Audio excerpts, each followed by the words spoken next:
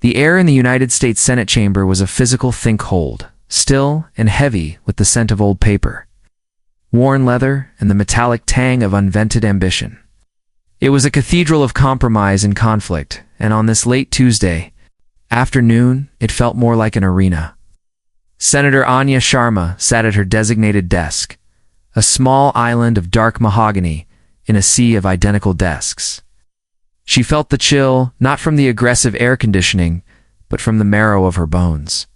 Her spine was a rod of steel, her posture impeccable, a habit from her days lecturing law students demanding their attention through sheer force of will.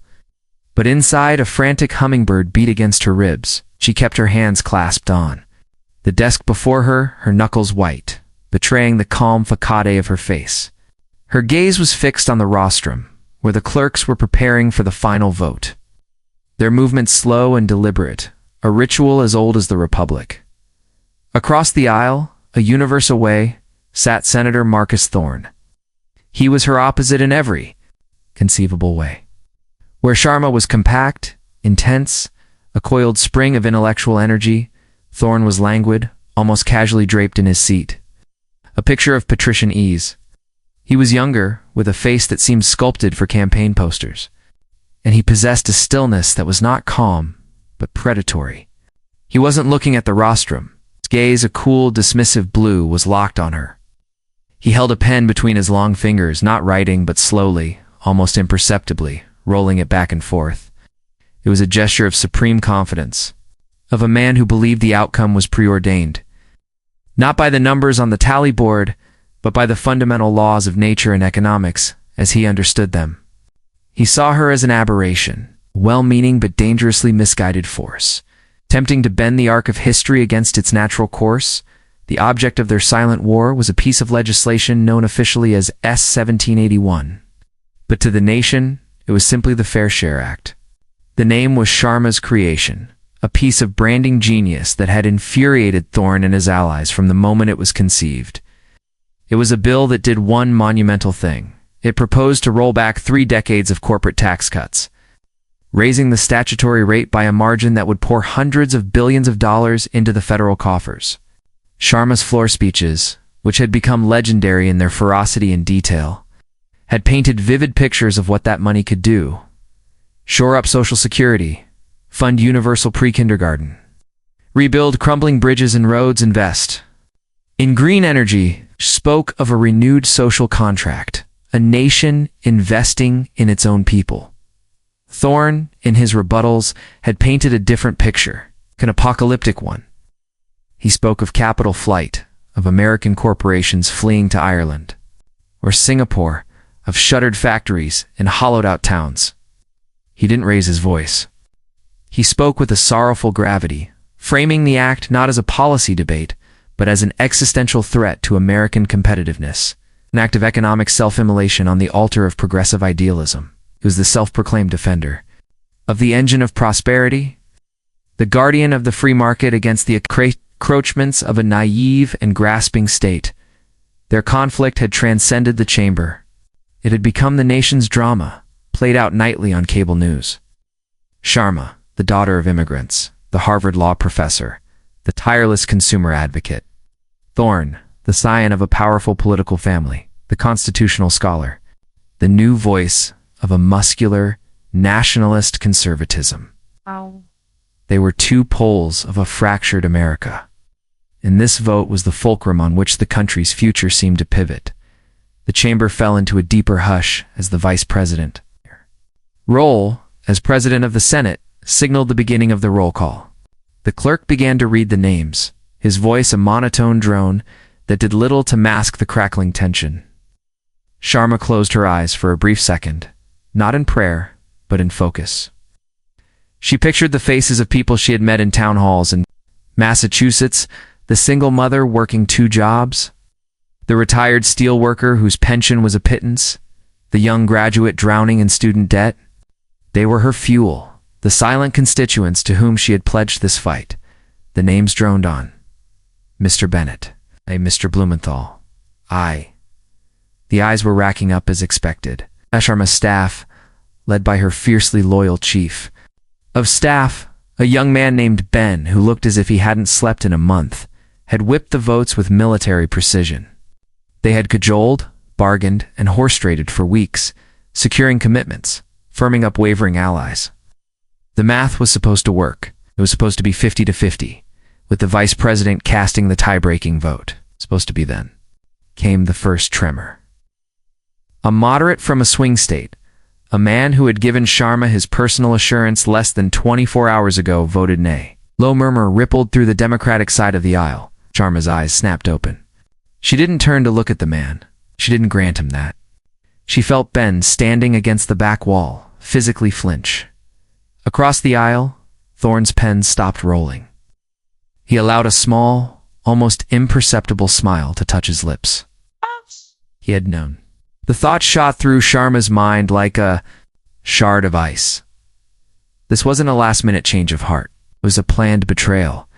The roll call continued, each name a hammer blow. The count was now 49 ayes.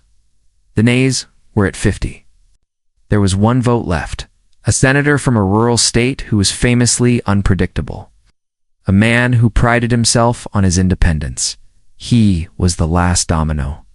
The entire chamber, the press gallery above, the millions watching at home, all held their breath. The clerk called his name. A long, excruciating pause followed. The senator stood, a rare and dramatic gesture. He looked at Sharma, then at Thorne, cleared his throat. "Aye," he said, his voice raspy. And then he sat down. 50-2-50. A wave of dizzying relief washed over Sharma, so potent it almost buckled her. The chamber erupted in a cacophony of sound. Ben pumped a fist into the air.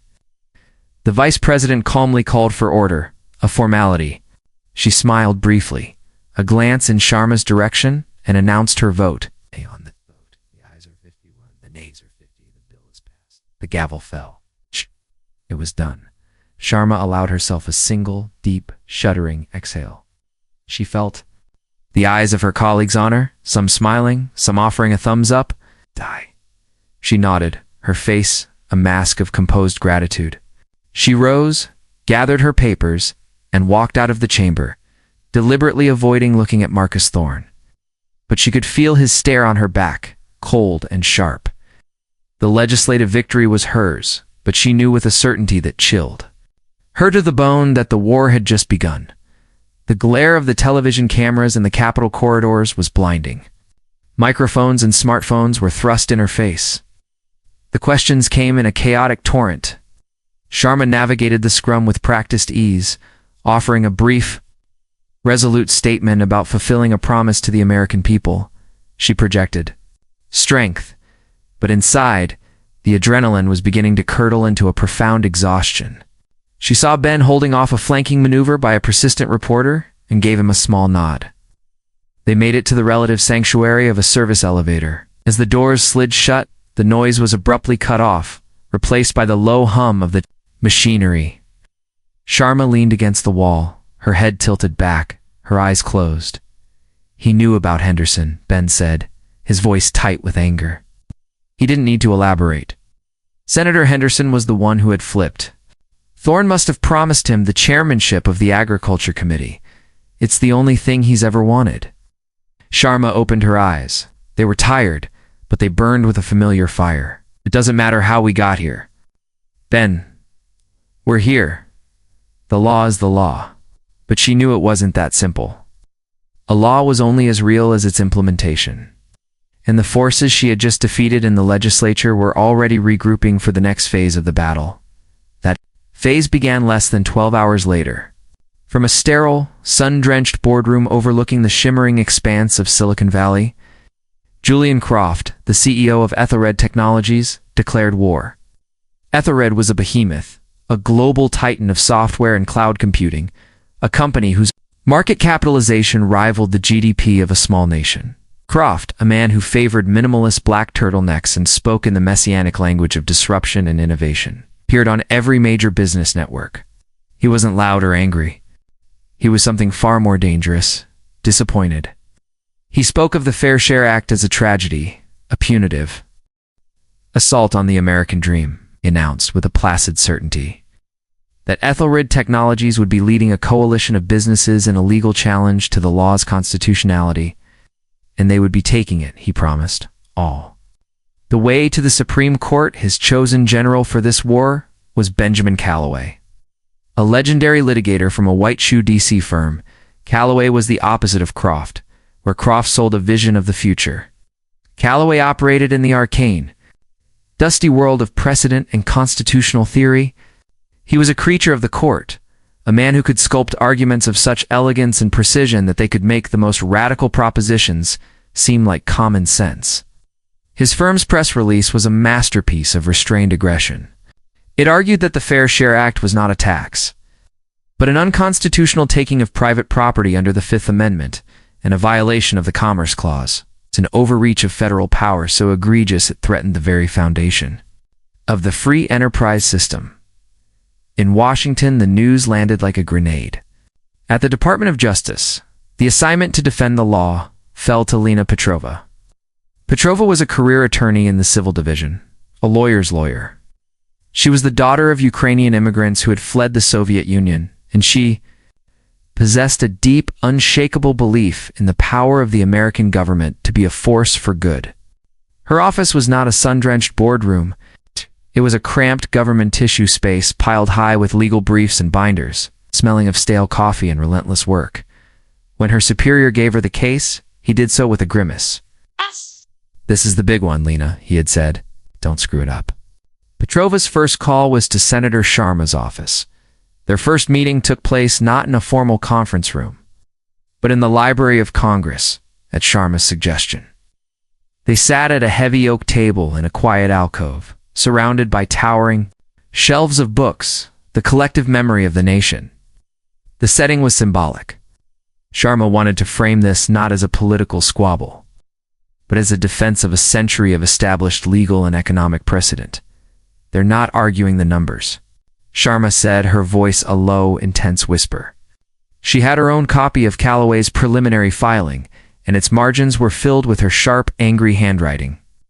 "They know they'd lose that. They're trying to invent a new constitutional right for corporations to a low tax rate. It's audacious. It's insane." Petrova, a woman with a calm, watchful demeanor, nodded slowly. She listened more than she spoke, absorbing Sharma's passion and channeling it into a structured legal framework. "The takings argument is a stretch, Senator. Callaway knows it. It's a smokescreen. The real fight is the Commerce Clause. He's going to argue that Congress is not just regulating commerce, but crippling it, effectively punishing companies for being successful and domiciled in the U.S. "It's the thorn argument, gift trap for the courts," Sharma countered, tapping a finger on the table. "He lays the political groundwork, frames it as an attack on American prosperity, and Callaway comes in to deliver the legal coup de grace. It's a pincer movement." For weeks, the two women worked in tandem. Sharma, the architect of the law, provided the legislative history, the policy rationale, the fiery ideological conviction. Petrova, the tactician, translated it all into the cool, dispassionate language of legal argument. They were a formidable team, digging through decades of case law. From the New Deal era decisions that had cemented the federal government's power to regulate the economy, to more recent, obscure rulings on corporate personhood, they were preparing for a battle of ideas that would be fought in 9 of the most powerful minds in the country. Meanwhile, Marcus Thorne was omnipresent. He wasn't part of the legal team, but he was its most effective advocate. He wrote op-eds in the nation's largest newspapers, gave speeches at influential think tanks. He appeared on Sunday morning talk shows, his face a mask of scholarly concern, meticulously laying out the case against the Fair Share Act. He never mentioned his collusion with Senator Henderson or the backroom deals. He floated above the grubby reality of politics, positioning himself as a disinterested scholar of the Constitution, gravely concerned for the nation's future. He was shaping the narrative, creating an intellectual climate in which a radical ruling by the Supreme Court might seem not just plausible, but necessary. The legal battle escalated with astonishing speed. The lower courts, recognizing the immense national importance of the case, pushed it up the chain. The usual years-long process of appeals was compressed into a matter of months. Ethelred versus United States was granted certiorari by the Supreme Court. The date for oral arguments was set. The night before the arguments, cold rain fell on Washington, D.C., slicking the marble of the monuments and turning the streets into black mirrors. In her small, functional apartment, Lena Petrova stood before her own mirror, rehearsing her opening statement, her voice quiet but firm in the silent room. She was not just defending a tax law, she was defending her belief in the system, to which she had dedicated her life. In his sprawling Georgetown townhouse, Benjamin Calloway enjoyed a glass of single malt scotch. He was relaxed. He had read every one of Petrova's briefs, every article she had ever published. He knew her mind, her style. He had prepared for her arguments and for the arguments behind her arguments. He was a grand master, seeing the entire board 10 moves ahead. Across the city, in a modest suburban home, Marcus Thorne sat in his study. The room lined with the same kind of leather-bound books as the Library of Congress. He wasn't reading. He was watching the rain, a thin, satisfied smile on his face. Everything was proceeding according to plan.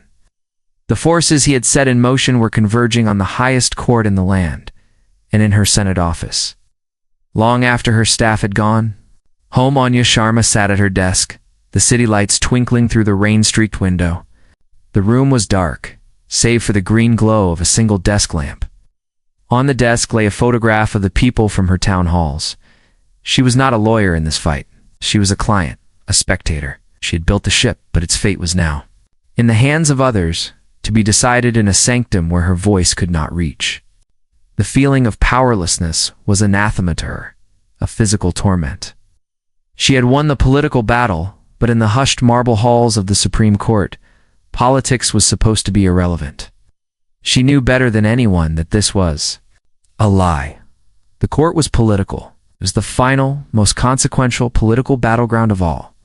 And the outcome would define not just her legacy, but the very nature of the country she had fought so hard to change. The weight of it all pressed down on her as palpable and as cold as the rain outside. The morning of the oral arguments dawned gray and oppressive. The rain had stopped, but a damp chill clung to the air, wrapping the city in a shroud of mist. The Supreme Court building stood like a Roman temple dedicated to an unforgiving God, its white marble facade seeming to absorb the light rather than reflect it.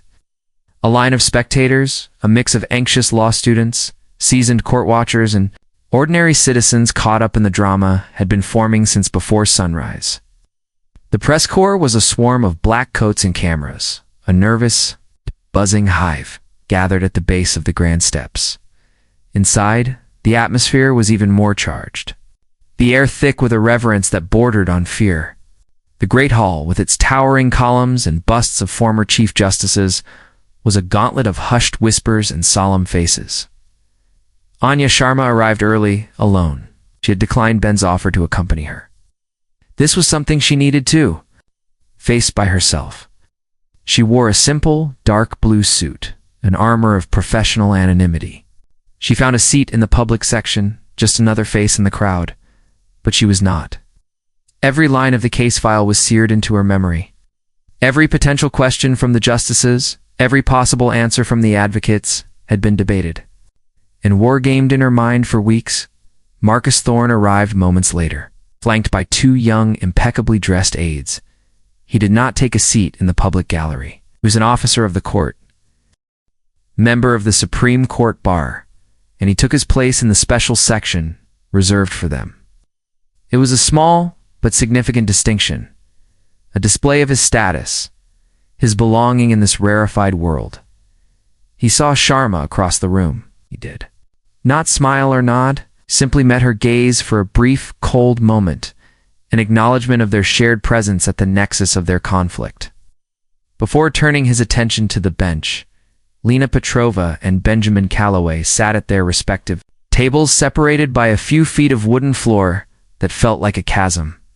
Petrova was a study in stillness, her hands resting on a single slim binder. She looked small before the immense carved mahogany bench. Calloway, by contrast, seemed to expand to fill the space. He arranged his notes, adjusted his tie, exuding an aura of complete, unassailable preparedness. He was at home here. Then the marshal's cry, sharp and ancient.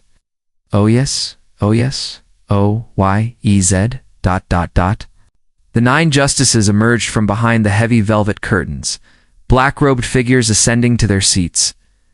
The sound of shuffling and coughing ceased instantly, replaced by a profound electric silence. The Chief Justice, a man with a stern, hawkish face and a reputation for intellectual rigor, looked down at the advocates. Mr. Calloway. Benjamin Calloway rose smoothly. He began not with an attack, but with a lament. His voice was a rich, sonorous baritone, filling the cavernous space. He spoke of Ethelred Technologies not as a corporate behemoth, but as a uniquely American story of innovation and success. He painted the Fair Share Act as a misguided punishment, a tax so burdensome it amounted to a de facto nationalization of corporate assets. He was weaving a narrative, seducing the justices with a story of government overreach. The questions began almost immediately. First, from the liberal wing of the court. One justice, a sharp-witted woman known for her piercing interrogations, leaned forward. Mr. Calloway, Congress has been setting tax rates since 1789. Wherein the Constitution do you find a right for a corporation to be taxed only at a level it finds reasonable? Calloway was unflappable. Our argument is not about what is reasonable, but what is permissible. There is a point at which a tax ceases to be a tool for raising revenue and becomes a penalty for existence, a tool to confiscate and redistribute. That, we argue, is a taking. He was brilliant. Sharma had to concede that. He dodged, he weaved, he reframed every question. He transformed a straightforward tax case into a profound philosophical debate about the limits of government power. He was playing directly to the court's conservative majority, to their deeply held skepticism of the administrative state. From his seat, Marcus Thorne watched, his expression unreadable, but a deep satisfaction emanated from him. This was his ideology, laundered through the sophisticated apparatus of constitutional law. Then it was Lena Petrova's turn. She rose, and the contrast was stark. Her voice was not sonorous. It was clear, precise, and unadorned. She did not begin with a story. She began with the text. Mr. Chief Justice, and may it please the court. Article 1, Section 8 of the Constitution gives Congress the power to lay and collect taxes. The text is unambiguous. It does not provide an adjective. It does not say reasonable taxes or unpunitive. Taxes, it simply says taxes. She was a hammer to Calloway's rapier. She methodically dismantled his takings claim, citing case after case, a wall of precedent that showed the court had, for over 200 years, given Congress broad deference in matters of taxation. She was solid, logical, unmovable. But Sharma could feel the tide of the courtroom. Logic was not enough. The conservative justices were not engaging with her on the text, or pushing her on the consequences. The Chief Justice leaned forward, his voice edged with steel. Ms. Petrova, let's assume you are correct on the text. What of the practical reality? Mr. Calloway argues, this law will drive American companies overseas, shrinking the very tax base you seek to expand. Is it not the role of this court to prevent Congress from, in essence, killing the golden goose? This was the heart of it, the thorn argument. Sharma held her breath. Petrova did not hesitate. With respect, Your Honor, that is a question for the legislature, not for this court. It is a debate about economic policy. The framers of this law, including members of the Senate and House, debated that very point for months. They concluded that the benefits of investing in our nation's infrastructure, education, and social safety net outweighed the risks Your Honor mentions. It is not the judiciary's role to second-guess that empirical judgment. The role of the court is to decide if the law is constitutional, not if it is wise. It was the perfect textbook answer, and Sharma knew in that moment that it probably wouldn't be enough. She could see it in the faces of the conservative majority. They saw a government out of control, an assault on the principles they held. Dear, Petrova was offering them law. Calloway was offering them a lifeline, a justification to do what their ideology demanded. The red light on the lectern blinked, signaling the end of her time. The Chief Justice thanked her. The arguments were over. The marshal called the recess. The justices filed out, their faces impassive. The silence they left behind was heavy and final. The case was now submitted. The fate of the Fair Share Act. Sharma's signature achievement would be decided in secret conferences and draft opinions. A process utterly beyond her control. As the crowd began to file out, a low buzz of speculation filling the air, Sharma remained in her seat, feeling a profound and hollow ache. She had done everything right. She had won the public debate, passed the law, and had it defended with impeccable legal reasoning. She was almost certain she was about to lose. In the weeks that followed, Washington held its breath. Supreme Court term was nearing its end, and every decision day was fraught with tension. Pundits filled the airwaves with predictions, reading the tea leaves of the oral arguments. The consensus was a 5-4 decision, but no one knew for sure which way the sword would fall. Marcus Thorne was a frequent commentator, his tone now one of solemn anticipation, as if preparing the public for the court to step in and save the country from itself. Julian Croft of Ethelred saw his company's stock price rise in anticipation of a favorable ruling. Sharma retreated from the public eye. She threw herself into other worker hearing on prescription drug prices, a constituent issue involving fishing rights, but it was a distraction. The weight of the impending decision was a constant pressure behind her eyes. Ben tried to keep her spirits up, bringing her favorable polling on the act, but it felt like dust. Public opinion didn't matter anymore. It was during this period of anxious waiting that David Chen, reporter for a small but respected online investigative journal, got a tip. Chen was a classic shoe-leather journalist, a man who preferred documents to press conferences. He was in his late 30s, with a perpetually tired look and a relentless curiosity. The tip was vague, something about lobbying irregularities. Connected to the Fair Share Act, the source hinted that Ethelred wasn't as clean as it looked. Chen assumed it was another story about corporate influence, but it was a lead, and he started digging. He spent days buried in lobbying disclosure forms, campaign finance records, and SEC filings. He was looking for a secret link between Ethelred and a key senator, perhaps the one who had flipped at the last minute. He found nothing. But in the labyrinth of corporate ownership documents, he stumbled upon something else. A large, aggressive venture capital firm, Northlight Partners, had been the months leading up to the vote on the Fair Share Act, taken a massive, near-controlling stake in Ethelred's primary domestic competitor, a smaller but rapidly growing software company called Cygnus. It was an unusually large and risky bet. Curious, Chen started digging into Northlight Partners. It was a private firm, its ownership structure opaque, but he was persistent. He cross-referenced names from old property records and foundation board memberships. After a week of hitting dead ends, he found a name. A junior partner at the firm, listed on an obscure philanthropic donation form. The name was Daniel Finnegan. The name was vaguely familiar. Chen ran a search. Daniel Finnegan, a successful financier, and the husband of Senator Anya Sharma. Chen felt a jolt.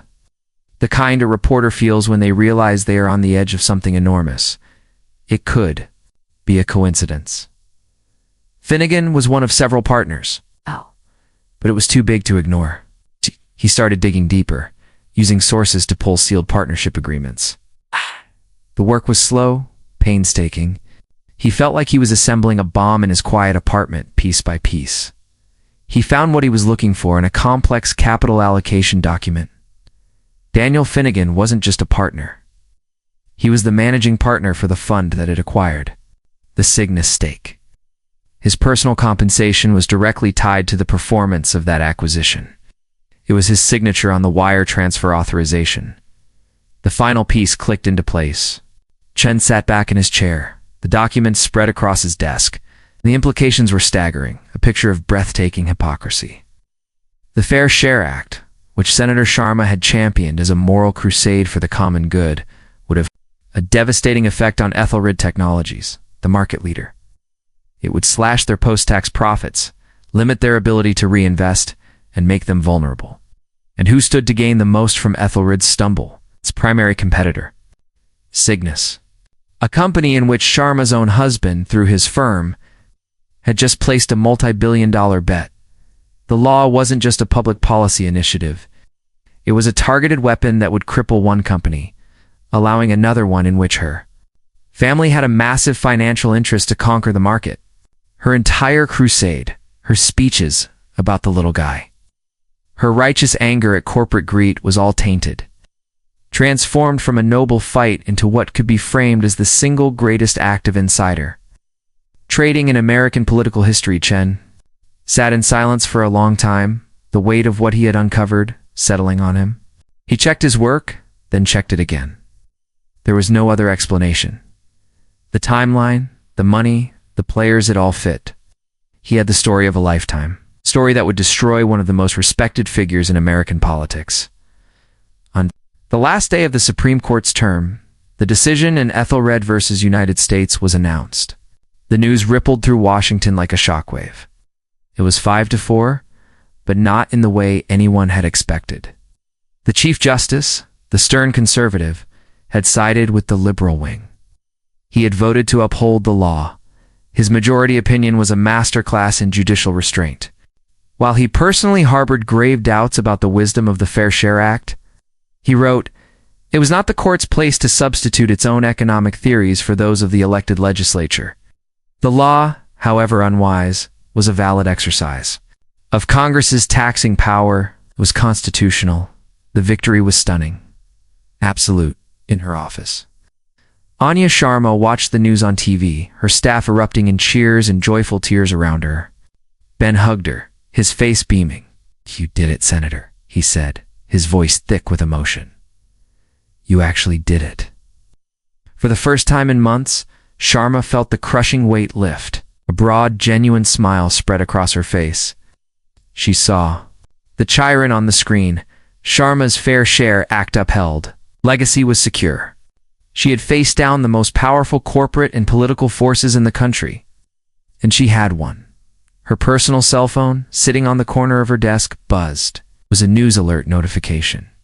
She glanced at it casually, still smiling. From the victory. The headline was from David Chen's investigative journal. The Senator's Stake.